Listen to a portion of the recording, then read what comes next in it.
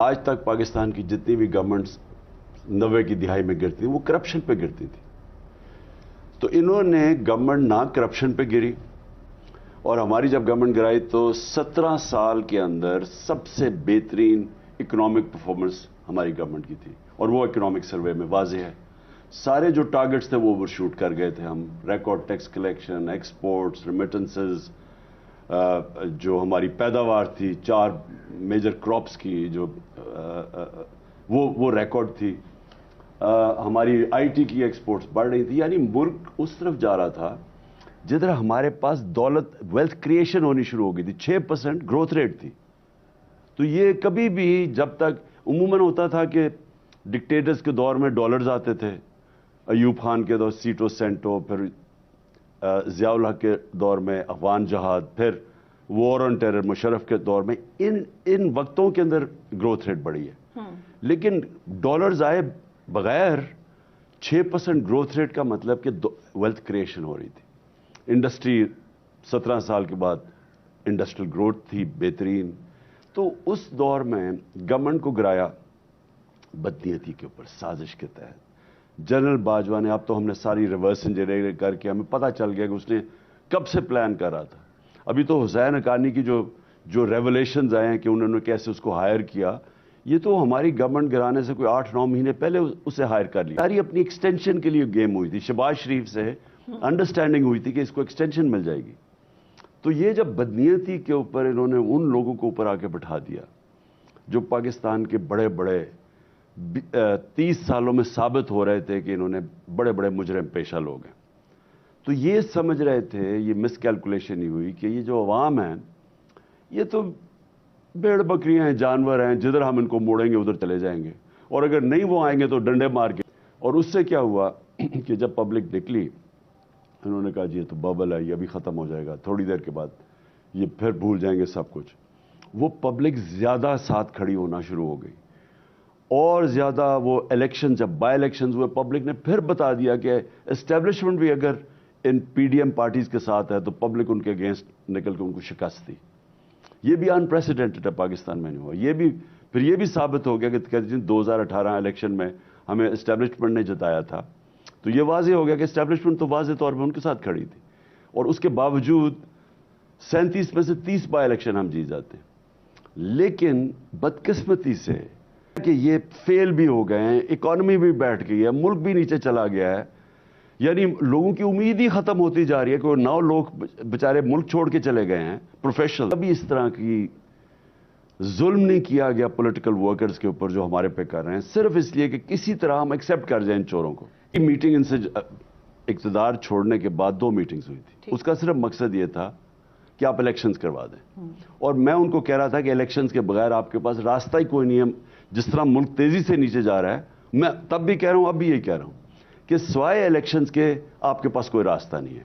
जब मेरी गवर्नमेंट, इन्होंने लोगों को खरीद के हमारे लोटे की और हमारे एस्टेब्लिशमेंट ने हमारे एलाइज को दूसरी तरफ भेज दिया, तो मैंने इलेक्शंस अनाउंस कर दिए, और तब यही बेंच बैठा, सो मोटो एक्शन लिया गया, 12 बजे अदालतें खुली और उन्होंने हमारा जो इलेक्शन था उसको रद्द कर दिया।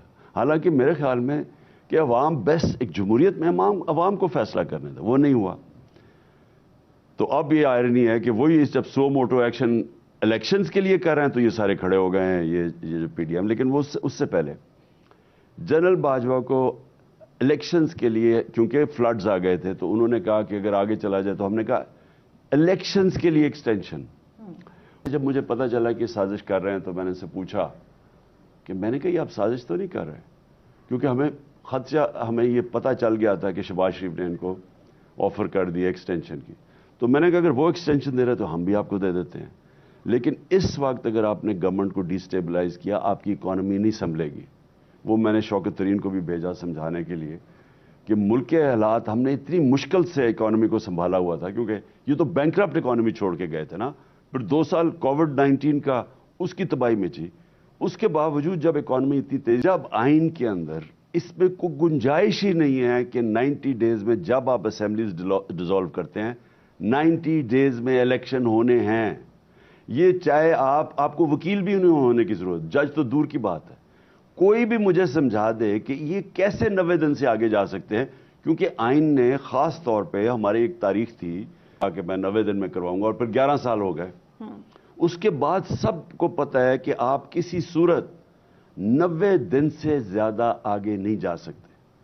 اب یہ ڈرے ہوئے ہیں، وہ ڈرے اس لیے ہوئے ہیں کہ ابھی وہ پنجاب کی کوئی سروے بھی چھپی ہے جس میں کوئی 220 سیٹیں تحریک انصاف کی اور 50 نون لیگ کی ہیں، تو اس سے ان کو خوف آیا ہوا ہے، الیکشن سے ڈرے ہوئے ہیں۔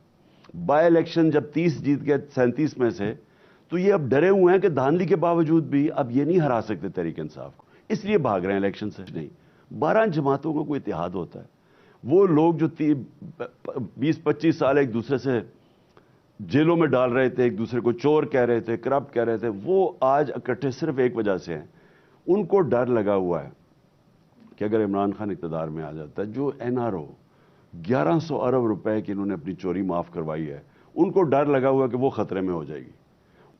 اس سے ذرا موازنہ کریں کہ جب ہم 3.5 سال اقتدار میں تھے، 4 یا 5% نئے کیسز بنے، باقی سارے 95% ان کے دور کے کیسز تھے۔ ہم نے تو کیسز بنائے نہیں، آصف زرداری کا پرانا تھا، یہ سب کا، نواز شریف کا پیناما میں پکڑا گیا، یہ اور اس کی بیٹی، ان کے اوپر وہ کیسز۔ ہم نے کتنے کیسز بنائے؟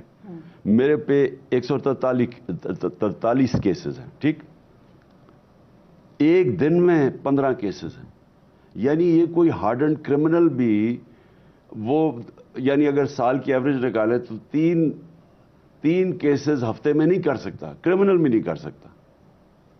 تو یہ جو انہوں نے میرے پہ کیسز لگائے ہیں، اور ایسے سٹوپڈ کیسز ہیں، غداری کے ہیں، ٹیررزم کے ہیں، یعنی دہشت گردی کے کیسز ہیں، پتہ نہیں وہ ذل شاہ کے قتل کا بھی کیس ہے، تو اس طرح کے کیسز ہیں، وہ کوئی مانتا ہی نہیں ہے۔ قوم مجھے 50 سال سے جانتی ہے، میں نے آج تک اس ملک کا ایک قانون نہیں توڑا، کرکٹ بھی کھیلتا تھا، کبھی کسی نے میچ فکسنگ کی میرے دور میں بات نہیں کی، تو یہ قوم نہیں مانتی، لیکن یہ صرف اور صرف انتقامی کارروائی ہے۔